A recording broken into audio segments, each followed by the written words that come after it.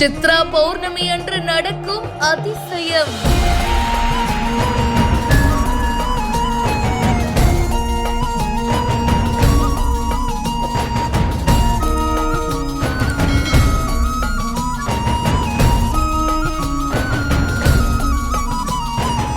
அரிய நிகழ்வை பார்க்கறதுக்கு குவிந்த சுற்றுலா பயணிகள்.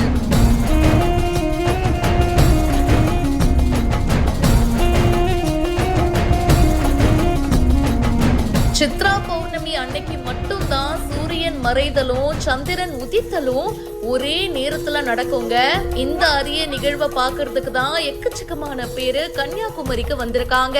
இந்த மாதிரி ஒரு அதிசயம் பாத்தீங்கன்னா உலகத்துல 2 இடத்துல மட்டும் தான் தெரியும். ஒண்ணு ஆப்பிரிக்க கண்டத்துடைய அடர்ந்த காட்டுப்பகுதி, இன்னொரு இடம் பாத்தீங்கன்னா முக்கடலும் சங்கமிக்கிற கன்னியாகுமரியில மட்டும் தான் தெரியும். ஆப்பிரிக்கால அடர்ந்த காட்டுப்பகுதிக்கு யாரும்